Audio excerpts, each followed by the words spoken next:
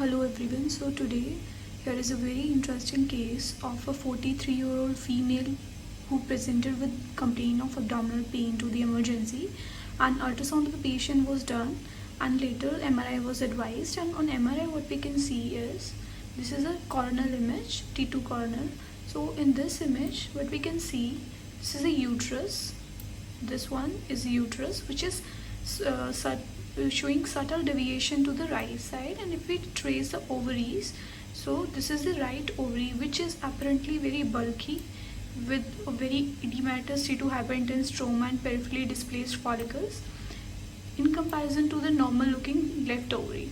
And if we trace a similar case on the sagittal image, then what we can see is the bulky right ovary, it is lying anterior to the uterus. It is completely displaced anterior to the uterus, displacing the causing indentation of the dome of the urinary bladder.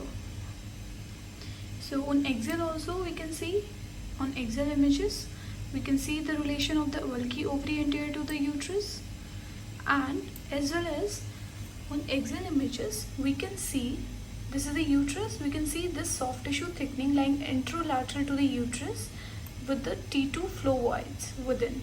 So this is likely to represent the twisted vesicular pedicle of suspensory ligament of the ovary, and there is so much of the free fluid surrounding the ovary which can be seen in the axial, in the sagittal images as well. And in addition to all these findings, there is a presence of very large smooth walled T1 hyperintense and T2 hyperintense large cystic lesion lying superior to the bulky right ovary and superior to the uterus. So if we see other sequences, there is presence of significant diffusion restriction with the ADC value, very significant ADC value 5 to 4 in peripheral areas of the ovary.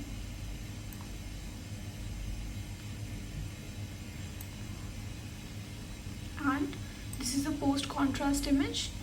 This post-contrast image, see, this is the right ovary which is not showing any significant contrast enhancement, but in comparison to this is very bright left ovary. So it is, right ovary is not showing enhancement in comparison to the left ovary.